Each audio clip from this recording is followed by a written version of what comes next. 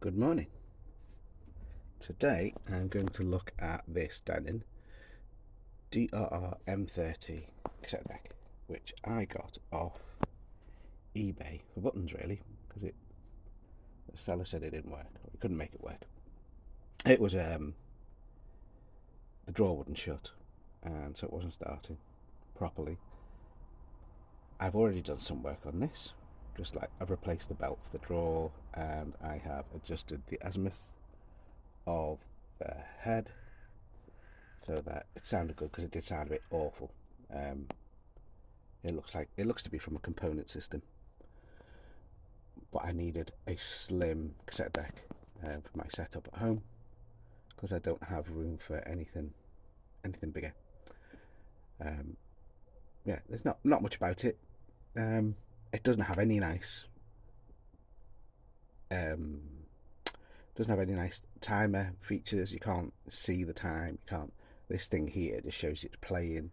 It's got this CD source thing, which I guess was when it was in its component system, so it would record automatically from the CD. I find with a lot of these things, they have proprietary connections on them. I needed one that had your standard outs for my hi-fi.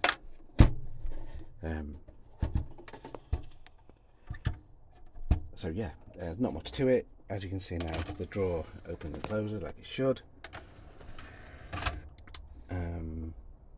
There's a play button here. All it shows down, you can't see it in this light, but there you go. There's a little green flashing light show it's playing. It's got options to reverse. It's got a auto reverse head, or whatever you call those things, and it's got a selector here for them. These buttons are a bit nasty, to be fair, to press. You know, I find them a bit nasty anyway, but it looks okay.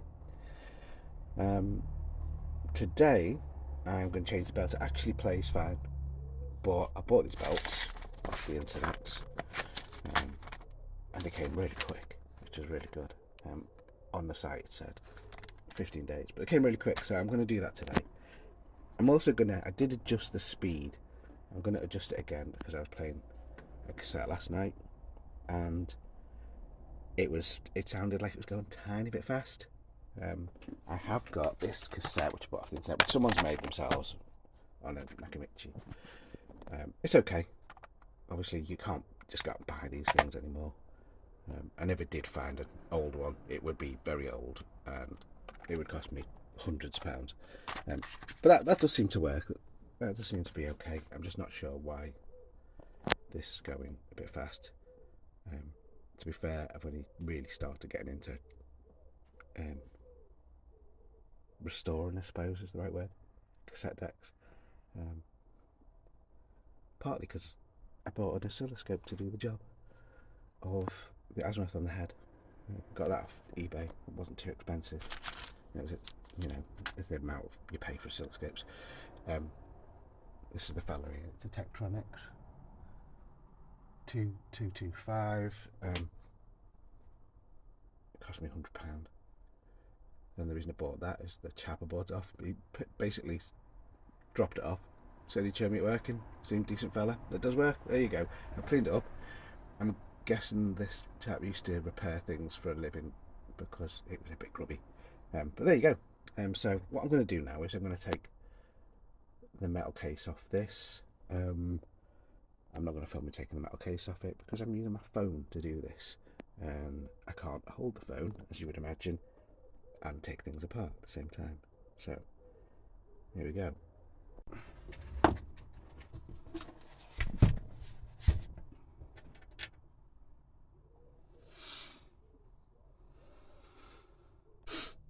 So I discovered yesterday that I didn't actually film me changing the belts, so today I'm going to go through the process.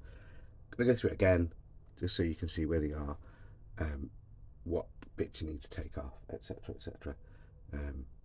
So yeah, first of all, I also discovered the angles were terrible, so and the release is gone. So I'm going to show what needs to come off now. You need to undo a clip here, and there's a clip over here as well, which I'll show in a sec. Got one there. Remove this. There is another one down here. focusing on that. It's not doing a great job, is it? Because it's my phone. There it is.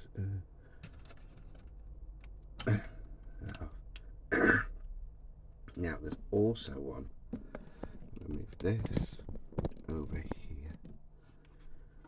But I'm finding this quite a tricky one to do, so I'm going to leave it in, because you have to take this board off. It looks relatively straightforward, but I just don't want to be doing it. So yeah, so I'm going to leave that one on. I'm going to flip this on its side so we can see the underneath of the transport. So I'll take these 4 screws out here.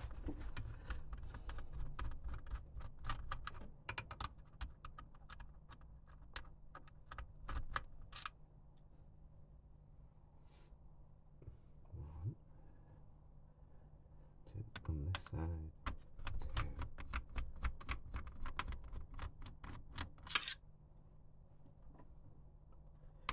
2, 3,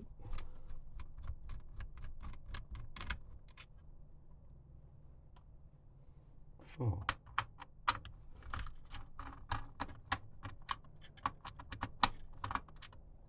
Okay. Then we lift it out.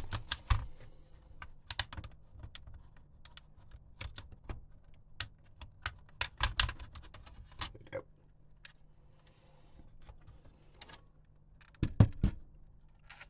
Here we are. Nice and easy to see. Okay.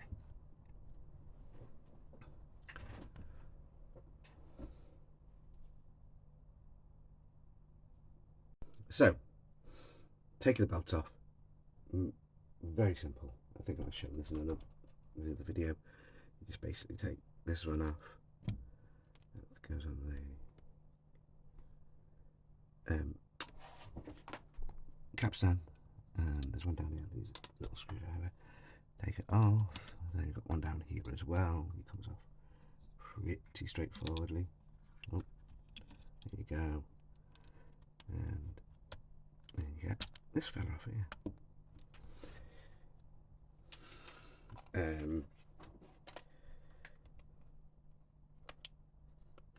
You then get new belts.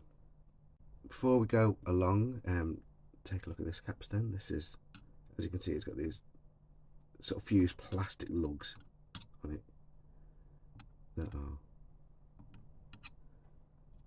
keeping it on. You can't unscrew it in a nice fashion. It doesn't pull out. I'm not going to tug it too hard because I don't want to break anything. But you probably have to take something apart. On the other side, maybe. This is just a quick belt change. I don't think this device needs anything more than that. I've done a visual check of the capacitors. Everything looks fine. Nothing's leaked. It'd be a waste of time going through that, changing all them. So here's our belts.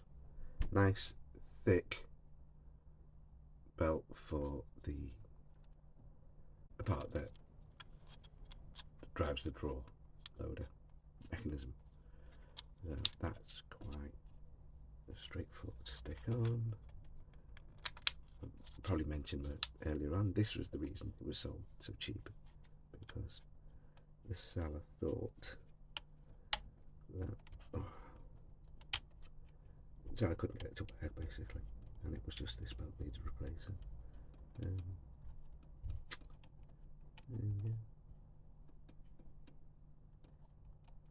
There we are. Oh, let it pop open there. Okay. As you can see, that does that. Anyway, got this belt. This small belt. This goes on. It goes under here. Don't know if you can see under there. Well, it goes under there. There's a little spin under there, and then around this section here. All of this probably has names that proper names, and I don't know what they are. Other than your capstans and your. There we go. capstans and your pinch rollers and whatnot. There we go. That is doing something. So you can see actually. You can see the cogs moving. Okay. So that's on this one for the capstan. It goes around the motor. This is actually a bit thicker than the original one that was in here, but it doesn't matter as long as it's a decent, new, good quality bell. So that goes like that. That's straightforward. There we go. New belts. Right now, put it back together.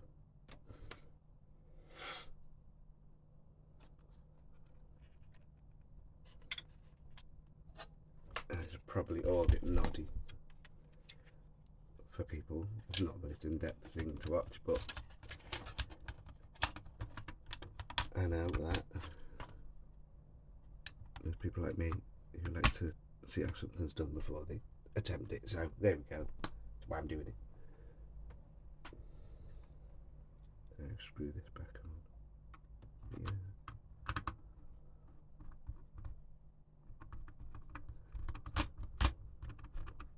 For a minute then I thought I'd not recorded that, then I was going to have to do it all over again. Okay.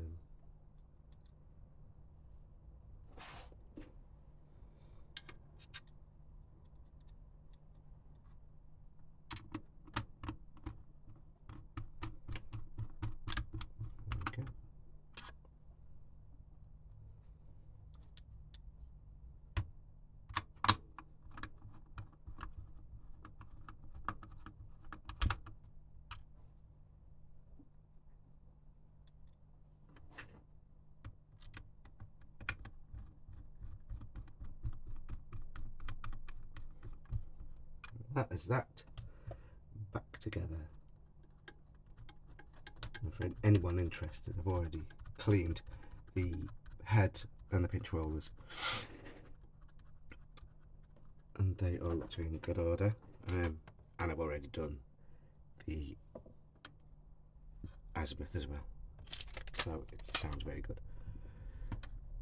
The other thing worth mentioning is these plugs. When you buy things off eBay, they quite often come with these plugs.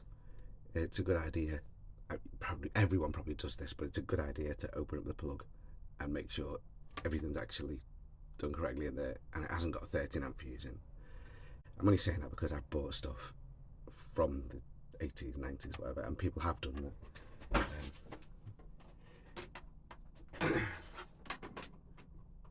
With wires not screwed in properly, etc. So let's see. Turn them on. Yeah.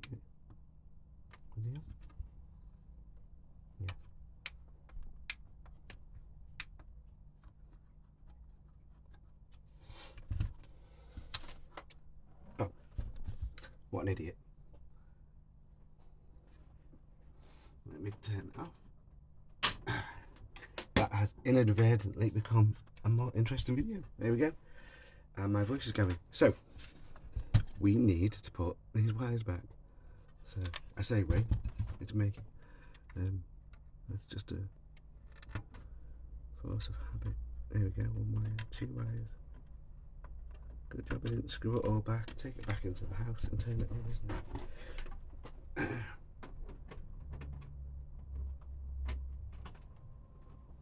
Right, here we go again.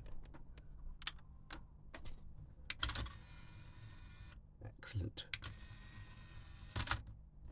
Right, and that is how that mechanism works. If you're interested, there it is again.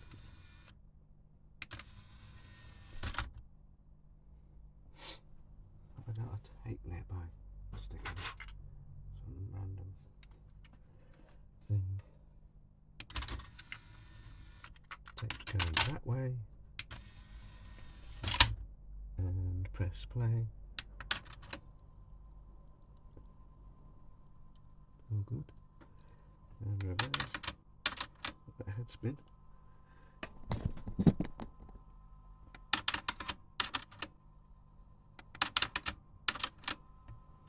All good.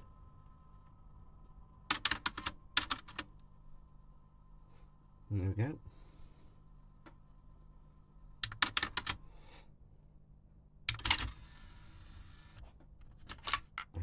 Actually like watching that mechanism work. There we go. Belts changed, even though I already changed them and then changed them again. So there we go. Check the frequencies, all seems to be okay. And to be fair, I don't know, it must be my ears yesterday, but it didn't sound weird today. It didn't sound like it was going fast. It did when I first got it, and it did need fixing.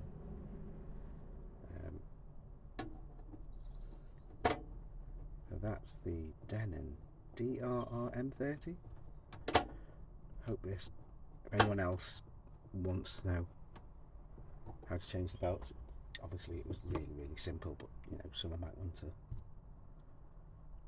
see what it looks like before they get in there.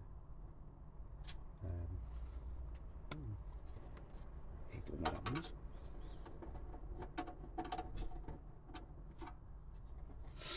But yeah, there you go. Dead straightforward.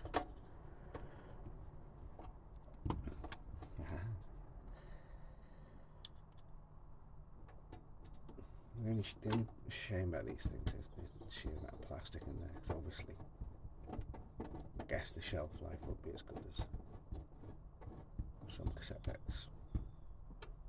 And the fact that you can't get those cap stands off or anything to clean them.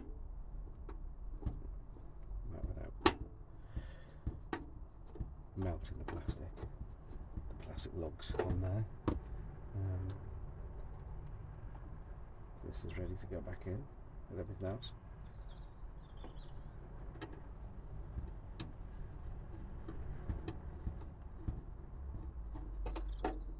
And usually this didn't have a moulded plug.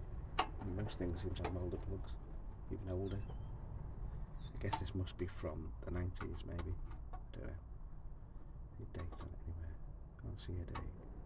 Hold on, what's that? No, no date. So I'm not entirely sure when it's from. There you go. On to the front of this thing, there you go. Not much to it.